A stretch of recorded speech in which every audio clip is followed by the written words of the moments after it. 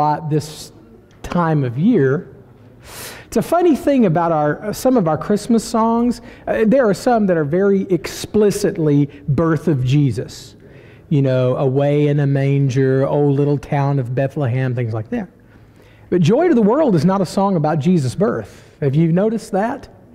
It's a song about his second coming, not his first. Okay?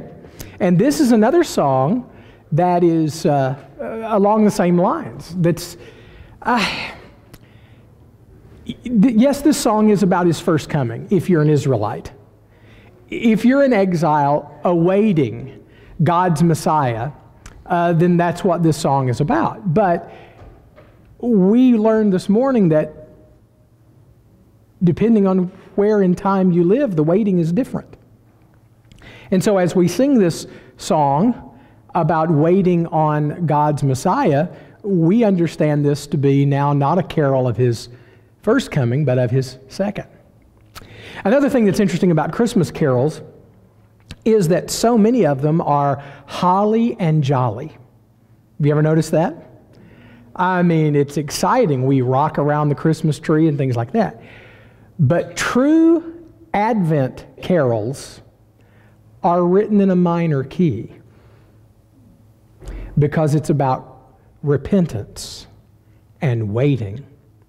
And so this song kind of has a haunting sort of feel to it. Do you know it? Let's see what we can do.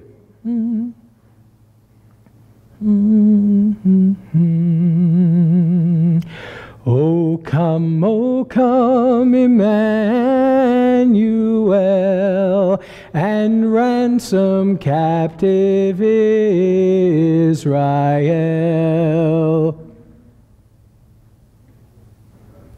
that mourns in lowly exile here, until the Son of God appear. Rejoice, rejoice, Emmanuel shall come to thee, O Israel.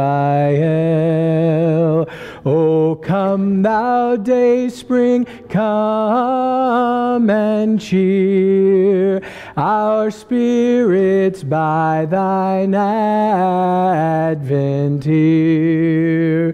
Disperse the gloomy clouds of night, and death's dark shadows put to flight.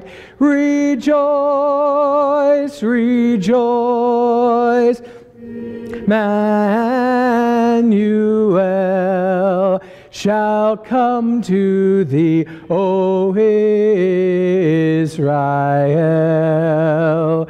O come, desire of nations, bind all peoples in one heart and mind. Bid envy, strife, and quarrels cease.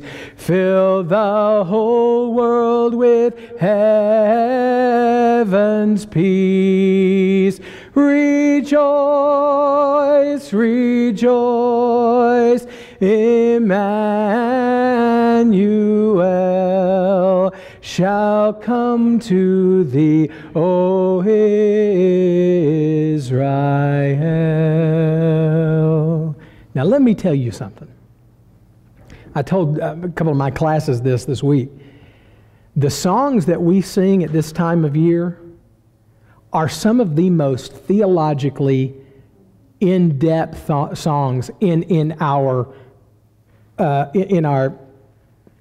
songbook or our grouping of song. Yet we don't sing them that often. I mean, think about that Joy to the Lord song. Joy to the Lord, joy to the world. It was about Jeremiah and his bullfrog. I like that song too. Joy of the World song. No more let sins and sorrows grow, or thorns infest the ground. He comes to make his blessings known, far as the curse is found. You don't write lyrics more theologically in depth than that. And so I find it interesting. This is the one time of year you can play instrumental Christian music on KVHU, but I won't get into all of that. Let's go to Isaiah 40, please.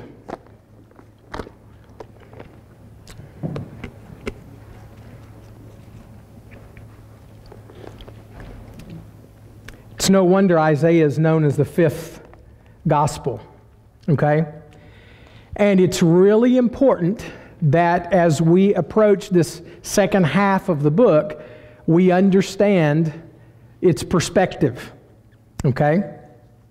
The second half of the book is why there are some scholars out there who say there's no way Isaiah of Jerusalem, who wrote the first part of the book, could write the second, because its historical perspective is so different. I'm going to argue there's no need to adopt that mindset here in just a moment. But here's the perspective, all right? Here is the interpretive key to the second half of the book. Here's the way we understand what's being said. That at the end of chapter 39, we have this story about Hezekiah, who has been healed from his deadly disease. He's been given 15 more years. Everything that happens in Hezekiah's life seems to build his trust in God so that he is ready and willing to put his trust in God to face the Assyrian menace. But we find out in chapter 39, he's not nearly as devoted to the Lord as it would appear. Because he receives an envoy from Babylon. They come under the guise of get well wishing. They've brought him a cookie basket and some balloons for his hospital bed. Say, we've heard you're well, and man, that's great.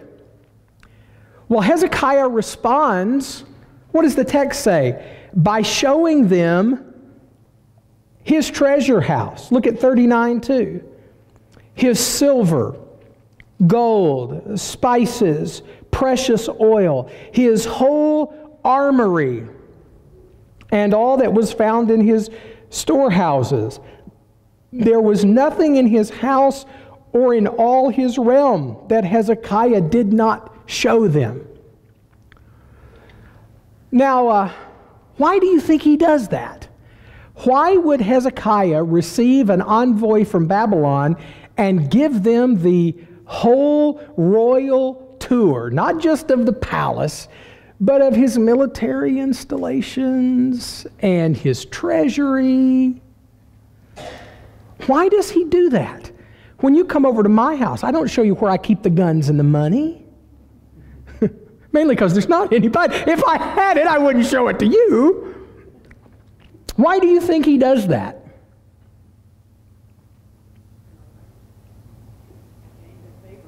To gain their favor? What kind of favor do you think he's trying to gain? Maybe they're helping. I don't know. Maybe, I don't know. I just see him as kind of kowtowing to someone that he thinks maybe been up from him, maybe. Okay, I think you're right, Dottie. Who will eventually overthrow the Assyrians? The Babylonians. All right, so at this point in history, the Assyrians appear to be at the height of their power, but they've just experienced a humiliating defeat. They woke up one morning and 185,000 of their soldiers were found dead. Remember that? According to the word of the Lord. And they retreated in embarrassment. And Isaiah tells us that 20 years later, this king who caused so much trouble ended up being assassinated by a couple of his sons and was replaced on the throne. Well, from this point on, the Assyrians are kind of on the wane, but there's another power, an up-and-coming power, that eventually is going to be the great power, and that's the Babylonians. And so it looks to me like Hezekiah is courting their assistance with defense against the Assyrians. And so that's why I said last week in the sermon, and I'm sure you caught this, Hezekiah was pretty good, but he wasn't good enough. Hezekiah was pretty faithful, but he wasn't faithful enough. He doesn't fully learn the lesson about trusting on God, because as soon as the Babylonians show up with a better offer, or I characterized it last week as the offer he really wanted. Hezekiah starts out paying off the Assyrians, and then he moves to rebelling against the Assyrians, just like his daddy does. It is only when everything is stripped away that he decides, well, I guess I'll trust God. Do you ever trust God like that? Well, I guess now. Everything else I've tried has failed. I guess I'll trust God. I mean, that's Hezekiah's sort of view. I guess I will. So when the Babylonians come, he's ready to jump in bed with them. And that's why Isaiah responds so poorly. Look at verse 5 of chapter 39. Then Isaiah said to Hezekiah, hear the word of the Lord of hosts. In the Hebrew Bible, that little phrase, Lord of hosts, literally means the God who commands the armies of heaven. Of host is the armies of heaven. So Hezekiah thinks he's going to enlist the aid of the armies of the Babylonian rulers. This is the word of the Lord that came to Hezekiah, the word from the Lord who commands the armies of heaven. Behold, the days are coming when all that is in your house and that which your fathers have stored up till this day shall be carried to Babylon. I'm telling you, this is the same song's second verse. Just like Ahaz said, I prefer the Assyrians, Hezekiah says, I prefer the Babylonians, and God is telling Hezekiah right here, you want the Babylonians, you'll get them. Look, you want whatever it is to be your security, you're going to get it, and all of the security, or not so much, that it provides. If you want the United States of America to be your security, it will be. And you can smile at that, or you can tremble in your shoes. You want your doctor to be your security? Good luck. Because there comes a point in time when his effective medicine runs out. You want your insurance to be your security? Good luck. They drop you after the second claim. I know on personal knowledge. Want your education to be your security? Good luck. You may end up pouring coffee in a diner with your $100,000 degree. All right, what you want, you're going to get. If you want that to be your security, it will be. Nothing shall be left, says the Lord, and some of your own sons who come from you, whom you will father, will be taken away and become eunuchs in the palace of the king of Babylon. Then Hezekiah said to Isaiah, the word of the Lord that you've spoken is upright, for he thought, well, at least there will be peace and security in my days. At least I won't have to see it. Right? Well, that little scene prepares the way. It's like the curtain falls right there. And now we're at intermission in the book of Isaiah. And Act 2 is about to get underway, but Act 2 does not follow hard on the heels of Act 1. All right, so it's 701 BC. The Assyrians are put to flight. 701 BC. In 606, I mean, there's, fightings and struggles and all that down to that time. There's going to be about peace and security for 100 years. A lot of political turmoil. But it's not until 606 that the Babylonians first really flex their muscle in Judea, if you will. In 606, the Babylonians came to town and said, we need the best of your young men to be schooled in Babylonian bureaucracy. And so they took some guys like Daniel Hananiah, Mishael, and Azariah, took them to Babylon and did what with them? Trained them in the language and the arts and the politics of the Babylonians. And that was kind of the first wave of exile. Well, Israelite kings never liked being oppressed. And so kings would come to power and they would try to stand up against the Babylonians. And Nebuchadnezzar was not in any mood to deal with that. And so in 597, in a punitive measure, he came back and said, if you keep this up, we're going to really lay the hammer down. But as for now, we're going to take some more of your people away from here. Maybe the ringleaders of this rebellion. And so they took away particularly the priests. Because the pagans, the Babylonians and the Persians especially, believed that any resistance from the Israelites was rooted in their religion. And so in 597, a guy named Ezekiel, I mean, he's just one of many, is taken off into captivity. He's a priest, and he's a prophet, we know. Well, that doesn't stop the rebellion. The Hebrews continue to mount resistance, and Nebuchadnezzar finally has enough of it, and in 586, he comes with his full force. He destroys the city of Jerusalem, he burns down the temple, and he takes a lot of the people into exile.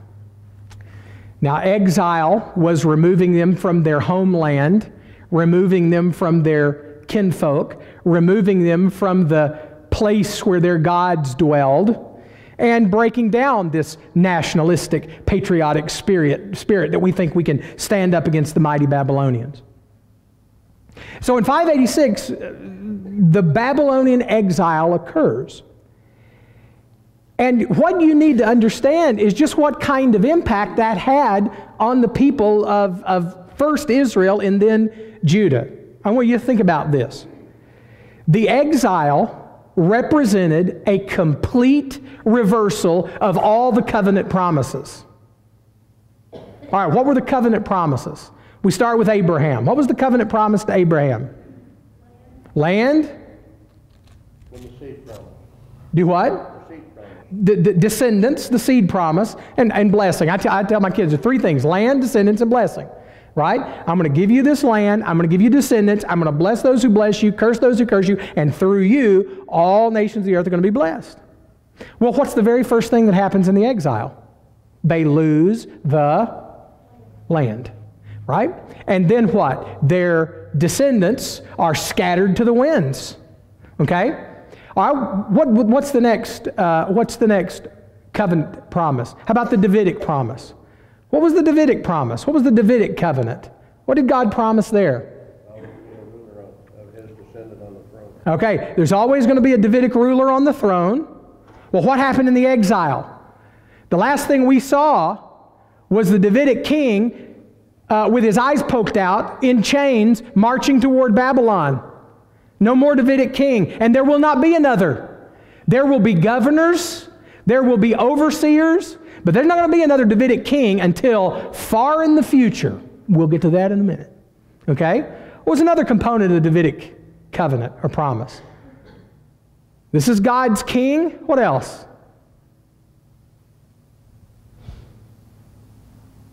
Really, one more significant thing.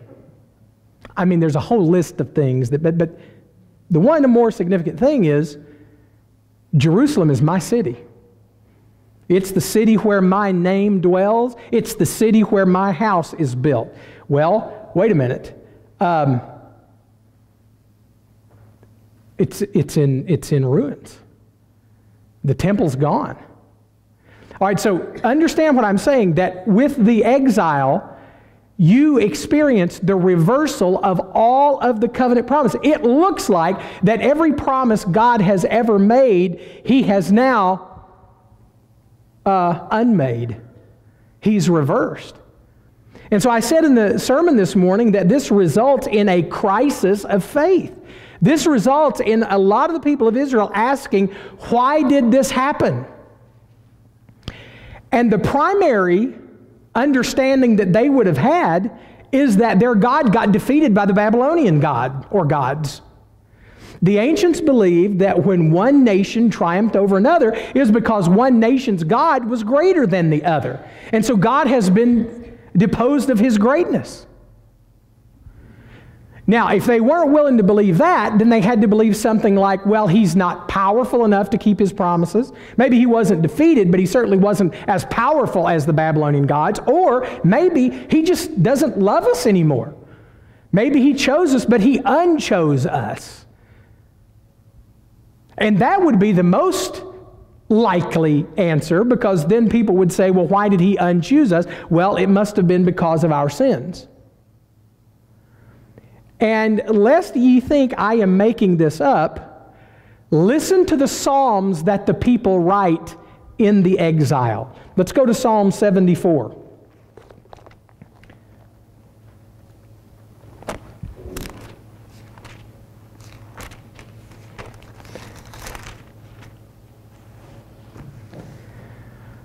There are psalms that come from this period where the people are wrestling with God. So Psalm 74 begins, "O God, why did you cast us off forever? Why does your anger smoke against this sheep of your pasture? Remember your congregation, which you have purchased of old, which you have redeemed to be the tribe of your heritage. Remember Mount Zion, where you have dwelt.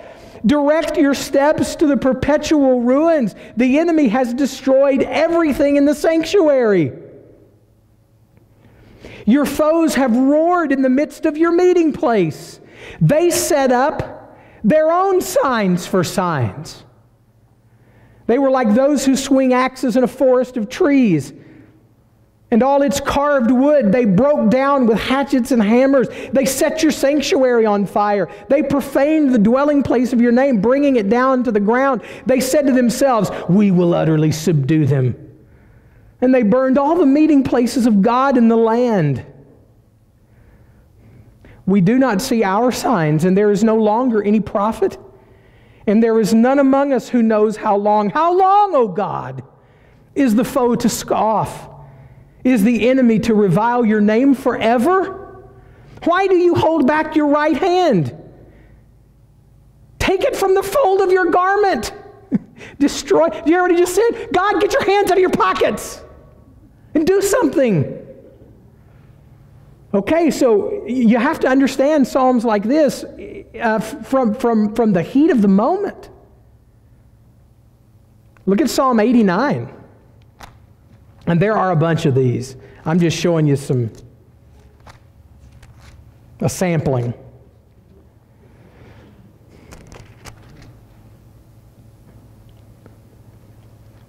When I preached through the book of Psalms, I preached Psalm 89, and the title of my lesson was A Schizophrenic Little Psalm, because it turns on a dime halfway through.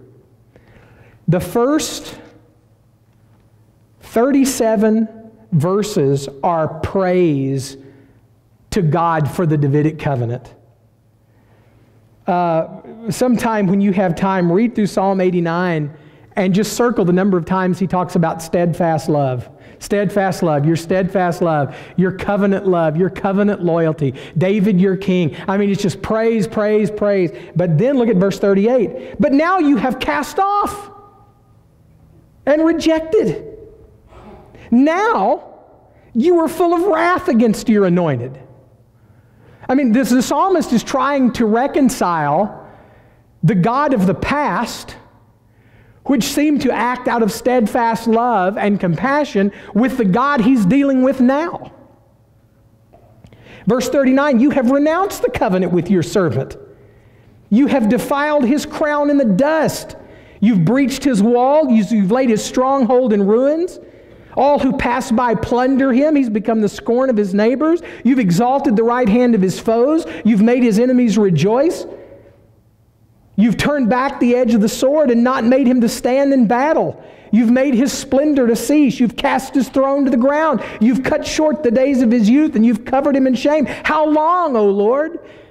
That is a prophetic lament That little phrase, how long, it is everywhere in the Psalms and in the prophets. How long are you going to let this go, Joe? I have a little thought about the Davidic kingdom.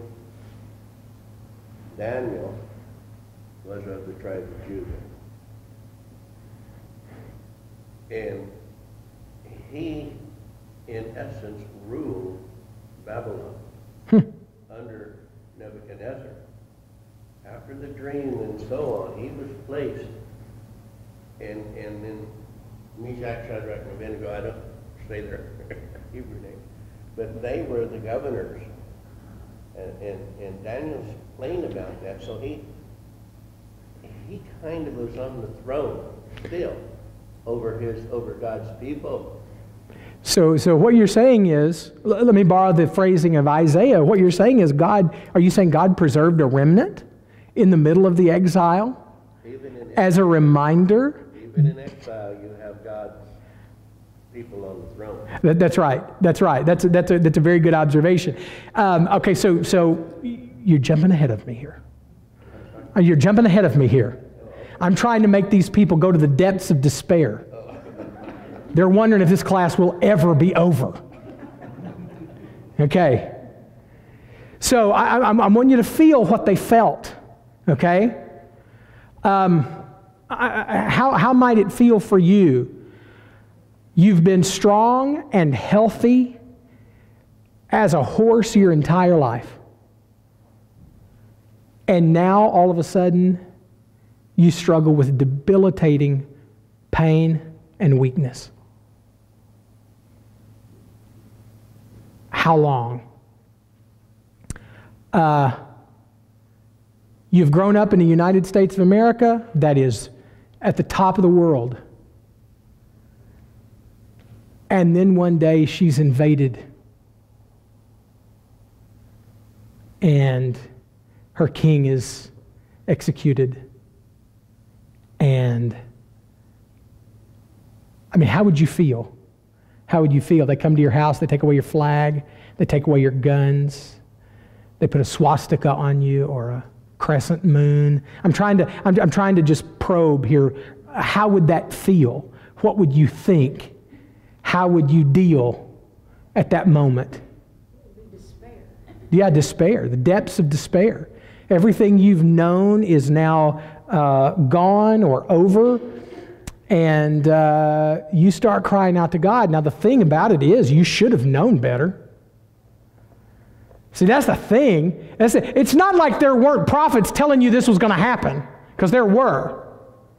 Isaiah has been telling you, and Jeremiah has been telling you, and Hosea and Amos and Obadiah, and they've all been telling you, but you didn't want to listen to it because it wasn't what you wanted to hear. You got to remember how easy it must have been to call Jeremiah a communist. Jeremiah comes in saying, if you guys don't amend your ways, this temple of the Lord that you put all your trust in is going to be destroyed. God has destroyed the dwelling place for His name before. Remember Shiloh back in 1 Samuel chapter 4, Jeremiah says? And He'll do it again. And they say, you've got to be kidding. God made a promise and God keeps His promises. And Jeremiah says, right, the problem is you don't. That covenant that you entered into with God, that had stipulations that were incumbent upon you. And the fine print of that covenant said if you didn't keep it, God was going to bring on you all these curses, one of which was exile. And so the prophets tried to tell the people. It's not like they were totally unaware of this. But they go through it anyway, and it is this huge crisis of faith. And it is right there, right in the smack dab middle of that Isaiah 40 appears. Okay, in Isaiah 40, through the rest of the book, the warning is not you are about to go into exile. The word is you are in it up to here, but you can't lose hope. All right, now that's why there are a lot of scholars that think the same guy that wrote the first half couldn't have written the second half, because the first half of the book is in the middle of the 7th century BC. Okay? Middle of the 8th century BC. All right, the 700s. And the second half of the book is in the 500s. And so a lot of scholars are perfectly happy to say, well, Isaiah talked about the Assyrian crisis, but somebody else is living 200 years later. Okay, I don't think that's necessary to think there's a second author for a couple of three reasons. Number one, the writing in the second half of the book is very similar to the writing in the first. Isaiah has a pet name for God. Do you know what it is? You know what Isaiah's pet name for God is? He coins it in chapter 6 when he deals with the holiness of God and comes face to face with it. The Holy One of Israel. All right? And that same language continues throughout the second part of the book. In fact, that language about God only appears outside of Isaiah 1 or 2 times, and it happens in Kings, and guess who's saying it? Isaiah. All right? So that's number one.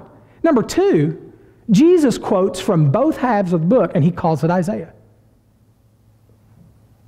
Okay? So that's enough for me, right? But number three, the same Isaiah who was called into the theophany in chapter 6 to see the presence of God, can he not be called up by God into a vision to see what will be in the future? I think he can. And so that's what God does with Isaiah in the second half of his career, I'm saying. He shows Isaiah that even though the people are going to suffer because of their sins, that is not the end for them. It doesn't mean their God has forgotten them, and it doesn't mean their God has been defeated. God is doing something in this. And just as surely as he delivered you from the Assyrian crisis, he will deliver you from the Babylonian crisis. But you can't give up. Now that is the perspective of the second half of the book. Do you understand? At least a little bit? Are you following me? Okay, 1 or 2 of you are. That's good. Everybody else, wake up the person next to you. So, with that in mind, listen. Comfort my people, says your God. Speak tenderly to Jerusalem and cry to her that her warfare is ended, that her iniquity is pardoned, that she has received from the Lord's hand double for all her sins. The mess she's in, she got in herself because of her sinful ways, but now the price has been paid. And so verse 3, a voice cries, in the wilderness, prepare the way of the Lord. Make straight in the desert a highway for our God. Every valley shall be lifted up, and every mountain and hill be made low. The uneven ground shall become level, and the rough places a plain. And the glory of the Lord shall be revealed, and all flesh shall see it together, for the mouth of the Lord has spoken. One of the major themes in the second half of Isaiah is the new Exodus that's coming. Just like God brought his people out of slavery in Egypt all those years ago, he's going to do something again, and it's going to be fantastic. Now, if you go back and you read the story of the Exodus, if you read the story of the plagues, with almost every plague that Moses presents, God tells Moses, when the people see this, what will happen? Does anybody remember? Have you read that story recently? When I send this, the people will what? Or when I send this, and there's a distinction made between them and us, what? Does anybody know what the language is there?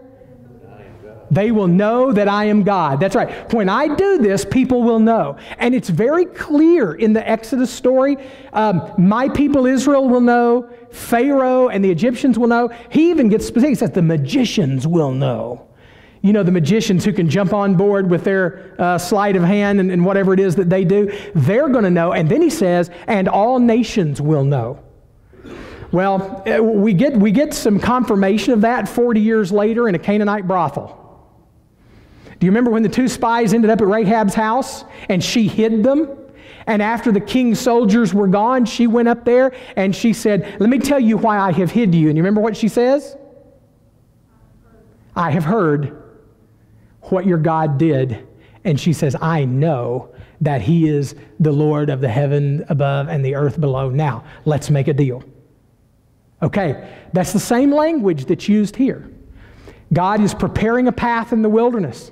God is about to lead the people out. And when he does this, all flesh will see it together.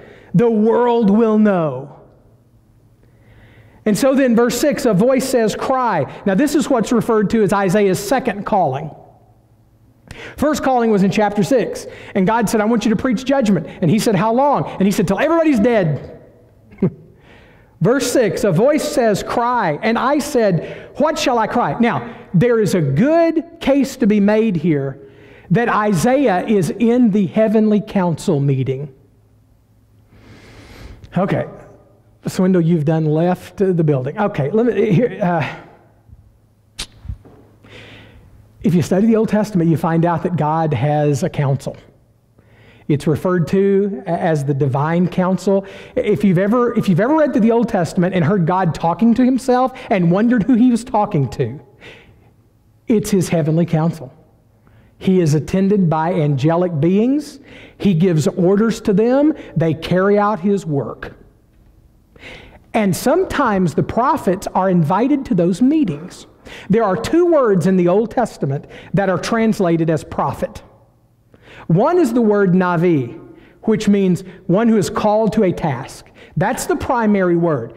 The other word that is translated as prophet in the Old Testament is roeh, and that word means seer.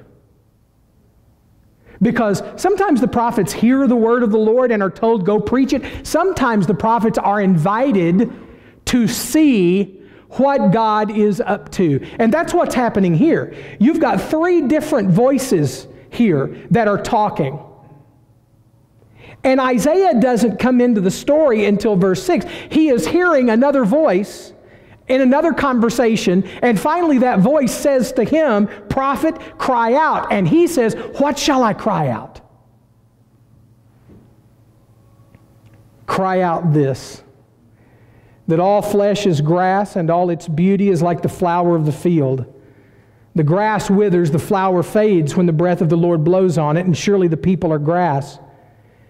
The grass withers, the flower fades, but the word of God will stand forever. You are in the midst of Babylonian captivity right now, and you're struggling with what you did to get yourself here anyway, but you're wondering, is there any way out of this?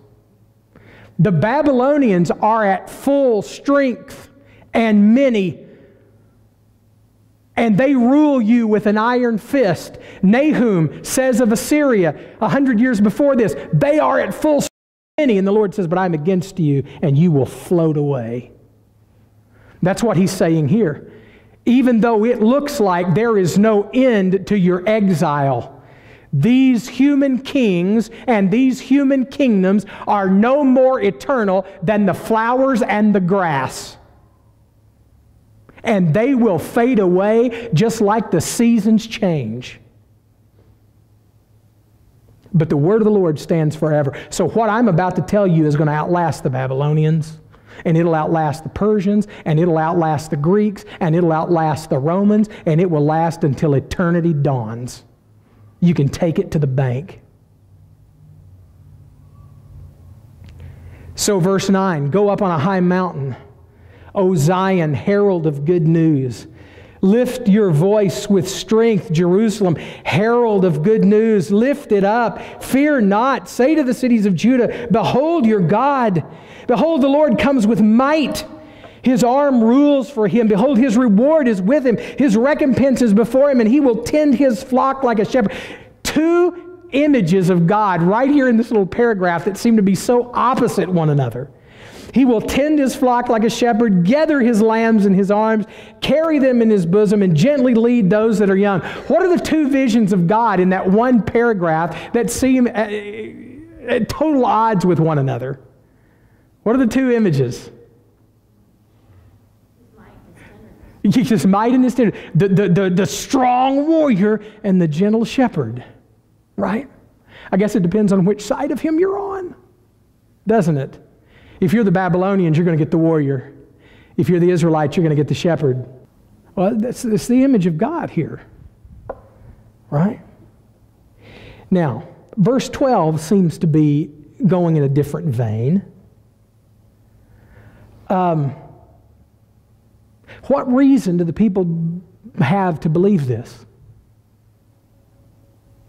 A phrase I've used a couple of times the last couple of weeks, all evidence to the contrary. Right? What reason do the people have to believe this, what Isaiah is saying? Because they've not experienced this kind of tender compassion from the Lord in a long time. And so one of the questions they are asking is, has God been defeated? And here's Isaiah's response. Who has measured the water in the hollows of his hand? Who's marked off the heavens with a span, enclosed the dust of the earth in nature, and weighed the mountains in scales and the hills in balance? Who has measured the Spirit of the Lord, or what man shows him his counsel? Whom did he consult? Who made him understand? Who taught him the path of justice and taught him knowledge and showed him the way of understanding? These nations are like a drop in a bucket. They are accounted as nothing but dust on the scales. Behold, he takes up the entire coastlands like a fine dust. The entire forest of Lebanon would not suffice for fuel for his fireplace, nor would its entire inhabitants of beasts be enough for burnt offerings. All the nations are as nothing before him. They are accounted by him as less than nothing and emptiness. Now, this is not a statement about how God cares. God cares for all people, but for those people who will stand up against him and say, I am the Lord and there is no other, Isaiah says, who do you think you are? Verse 18, to whom will you liken God? Or what likeness compare with him? An idol? An idol. A craftsman casts an idol. A goldsmith overlays it with gold and casts it for silver chains. He who is too impoverished for an offering chooses wood that will not rot, seeks out a skillful craftsman to set up an idol that will not move. Do you not know? Do you not hear? Has it not been told you from the beginning? Have you not understood from the foundations of the earth? It is he who sits above the circle of the earth, and its inhabitants are like grasshoppers. It is he who stretches out the heavens like a curtain and spreads them like a tent to dwell in, who brings princes to nothing and makes the rulers of the earth as emptiness. Scarcely are they planted, scarcely sown, scarcely has their stem taken root in the earth when he blows on them and they wither. And the tempest carries them off like a stubble. To whom will you compare me? That I should be like him, says the Holy One of Israel. Lift up your eyes and see. Who created all this? Who brings out their hosts by number, calling them all by name, by the greatness of his might, and because he is strong in power, not one is missing. So why do you say my way is hidden from the Lord? Why do you say my right is disregarded by my God? Have you not known? Have you not understood? The Lord is the everlasting God, the creator of heavens and the earth. Okay, I'll stop right there. Another major theme of Isaiah is the futility of idolatry. And he is going to hit it hard in the next couple of chapters, making a mockery. I'm not kidding, making a mockery of anyone who would trust an idol. And so another major theme, not is of the futility of idolatry, but of the majesty of the Lord as displayed in creation. Who do you think you are worshiping things that God created? Worship the Creator. He's going to say, I think it's in chapter 41.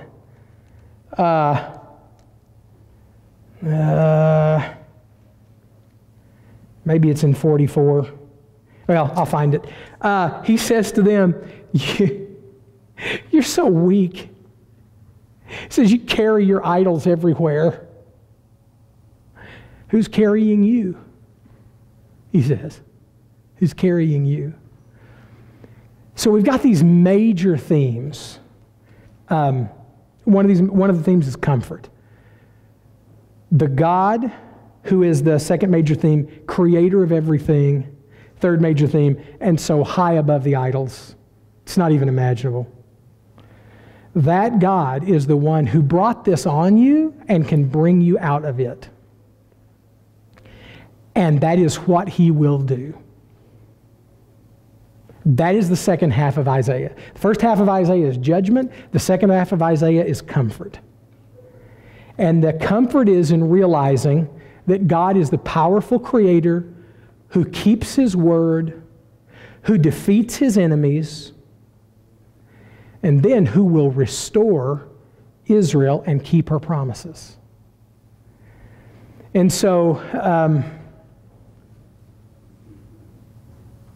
Israel's never going to have another king. And even after they come back from exile, there is what is known as, I referenced this in my sermon, but I'll explain it in case you didn't understand it. Between Malachi and Matthew, there is what is known as the 400 silent years. Yes, the people come back from exile, but they still don't have a king. And they don't feel very blessed, and they're certainly not at the top of the food chain. The people of Israel will never be free again. The Babylonians will give way to the Persians, will give way to the Greeks, who'll give way to the Romans. But a weird thing happens after 400 years of silence. This dude shows up one day on the banks of the Jordan River, and not only does he look like a prophet, he sounds like one too. And do you know what he preaches? Do you know what he preaches? Prepare the way of the Lord. Make straight in the desert a highway for our God.